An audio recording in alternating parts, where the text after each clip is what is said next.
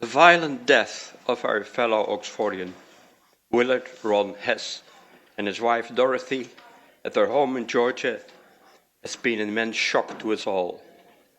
Ron's scholarship, his contributions spoken and written, 38 articles, many with a question mark in James Warren's author index, a vast correspondence with so many of us, his taking part in so many discussions, his knowledge, his insight, and in my experience, a photographic memory are ever so many assets of this remarkable man and will not easily be forgotten.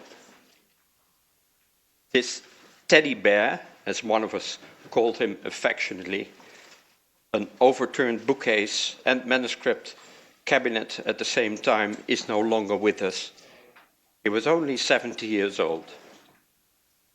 I thank the SOF for being allowed to say a few words about Ron, who had become a friend since a couple of years.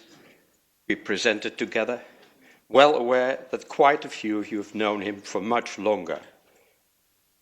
It was through his Blue Boar bookstore that I got into contact with him in 2004 for obtaining copies of The Dark Side of Shakespeare for myself and subsequently for the De Vere Society that were distributed, sold to members there. Ron graduated in European and Russian history, came to study computer sciences, and worked for many years as a security expert in Washington, D.C. Like many of us, it was through Ogben's mysterious William Shakespeare in the early 1980s he instantaneously became an Oxfordian, spending a large amount of time at the Folger Library for the next 20 years, reading and researching.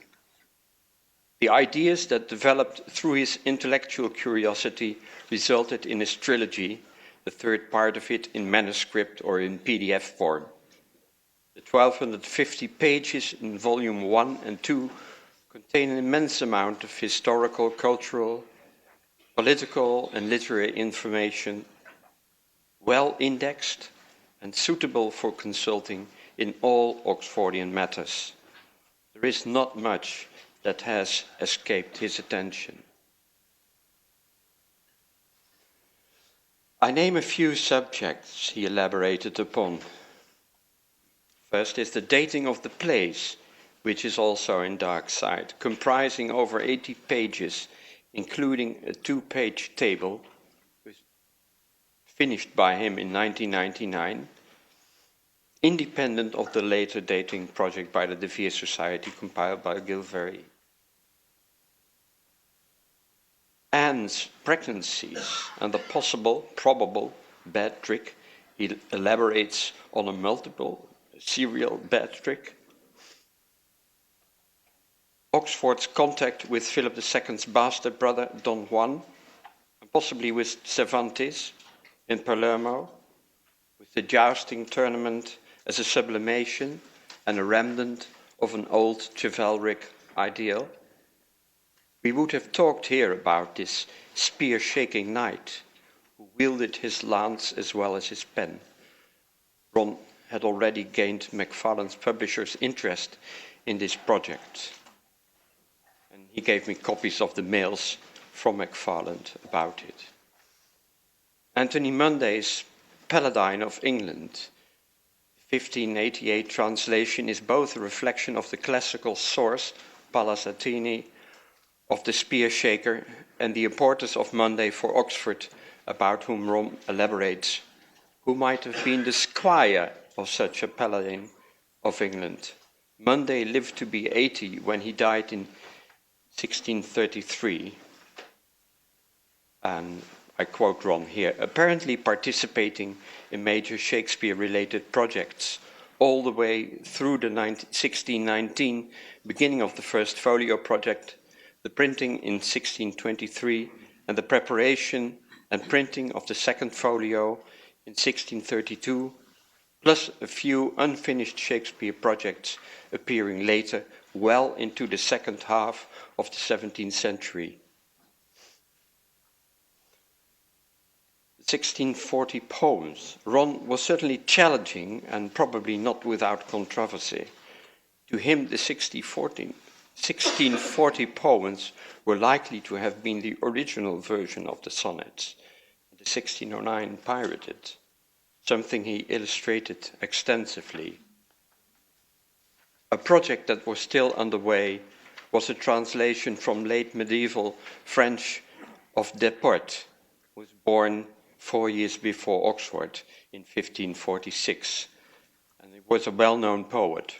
Ron had a translation done which turned out insufficient, and I found 2 elderly ladies prepared to help in this. The purpose was to demonstrate French influence upon the sonnets. The French courts, both royal and ducal, having a much older poetic tradition from the 14th century.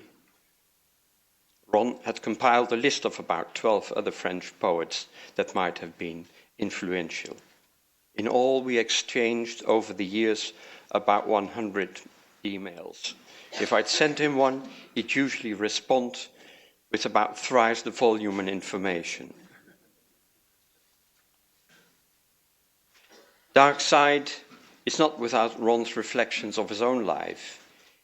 He had not an easy upbringing, the kind of development of which it may easily be surmised that he may have identified to some extent with the subject of his writings, Oxford, and also with his way of dealing with this through writing, sublimation in the Freudian sense being the mechanism of defense of a higher order. Ron was a family man, a husband, a father, a grandfather, his daughter living across the street in Windsor with her family. Ron shared his worries over his grandson Jackson with me. Born prematurely, severely mentally and physically handicapped with only a peripheral vision. Dorothy, his wife, was a daily caretaker of Jackson, and his grandfather did as much. They are irreplaceable. A couple of months before Robert de Tobel, whom we remembered last year, died, Ron had asked me to approach Robert with the idea of having an anthology of his writings prepared. It was not to be, but Ron's sensitiveness to what may be called our collective memory was significant to me. Let us preserve the memory of the true Oxfordian scholar, Ron Hess. May I ask for 1 minute of silence?